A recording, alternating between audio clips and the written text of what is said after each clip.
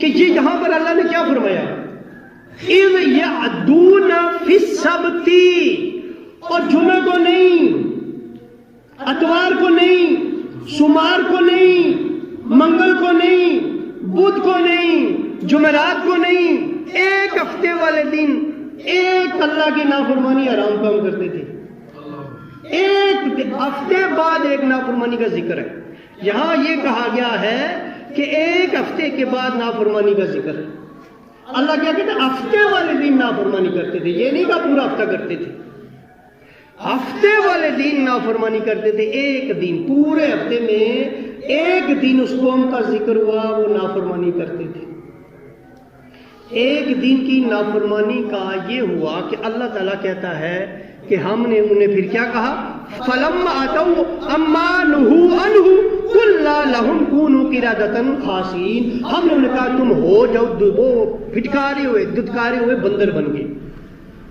میرا آپ سے سوال یہ ہے کہ ہم لوگ ان کو اللہ کہتا ہے ایک ہفتے میں ایک دن برے کام کرتے تھے. مچھلی حرام نہیں تھی، ایک ہفتے والے دن پکڑنے کا، وہ بھی ہفتے والے دن ہیلا بھی کیا، پھر بھی اللہ کے آگے ہلا کر رہے تھے. پھر کیا ہوا؟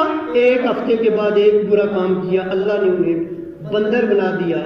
مجھے بتائیں ہم روز ایک نہیں ایک دن میں کتنے حرام کام کرتے ہیں؟ مجھے کسی مولوی سے یہ فتویٰ لے کر آپ دکھا دیں، کسی مسلک سے لے کر دکھا دیں کہ ان کا جو گناہ ہے تو بہت برا گناہ، اللہ کی نافرمانی تھی، لیکن کیا یہ گناہ بہتان سے بڑا ہے؟ کیا یہ گناہ زنا سے بڑا ہے؟ کیا یہ گناہ کسی کی زمین ہتھیانے سے بڑا ہے؟ کیا یہ گناہ شراب نوشی سے بڑا ہے؟ کیا یہ گناہ جوا کھیلنے سے بڑا ہے؟ کیا یہ گناہ سود لینے سے بڑا ہے؟ یہ سارے بڑے بڑے گناہ ان کے ہم روز کرتے ہیں، اور کتنے کرتے ہیں. انہوں نے ہفتے بعد ایک گناہ کیا جو گناہ ہے برا، بڑا برا گناہ ہے، لیکن ان گناہوں سے یہ برے نہیں ہیں جو ہم لوگ کر رہے ہیں، جو ہمارے ہاں ہو رہے ہیں. اور کیا اللہ نے یہ حرام نہیں کرا دی؟ آخری بات میں کروں، نماز ہم جو چھوڑتے ہیں 700 سے زیادہ مرتبہ ذکر ہوا ہے، 150 سے زیادہ مرتبہ پڑھنے کا حکم ہوا ہے، پڑھو. تو پھر یہ کتنا برا کام ہوگا یہ چھوڑنا. یعنی میرا عرض کرنے کا مطلب یہ ہے کہ ہم روزانہ ایسے برے برے کام جو اس سے بھی بڑے ہیں، پھر بھی ہم بندر نہیں بنتے، پھر بھی ہم خنزیر نہیں بنتے. ان کے لیے کیا تھا؟ جب انہوں نے یہ کام کیا، حضرت داؤد علیہ السلام نے پہ لعنت بھیجی، بددعا کی، اللہ تعالیٰ نے بندر بنا دیا. تو آپ کے یہ نبی کا صدقہ ہے کہ اجتماعی سزاؤں سے آپ بچ گئے.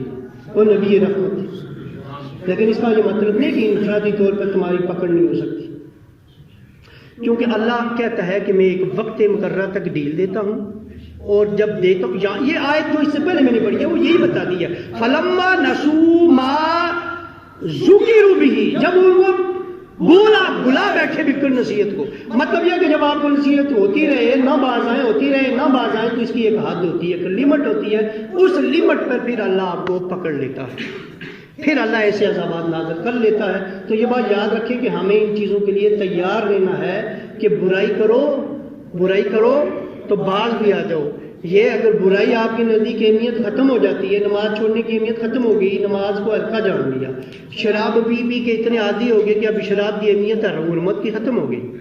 اسی طرح اور بھی جتنے بھی کام ہیں، اگر آپ اس میں عادی بن چکے ہو اور عادت وہ چھوٹتی نہیں ہے، کسی بھی کام کی، زنا کی، کسی بھی کام کی عادت بن گئی ہے، اس کا مطلب یہ سمجھ لو کہ تم اس قوم سے برے ہو گئے ہو. آج ہم ان کا ذکر کر کے کتنی نفرت آتی ہے، کتنی بری قوم تھی، نافرمانی کرتی تھی. بھائی وہ تو ہفتے میں ایک دن نافرمانی کرتی تھی، تو پھر ہم کس قدر برے ہیں؟ پہلے اپنے گربان میں دیکھیں تو ہمیں ان کی نسبت پھر اپنا آپ زیادہ غلاظت میں نظر آئے گا. یہ کرم ہے نبی پاک کا کہ اجتماعی عذابات سے ہم بچ گئے ہیں.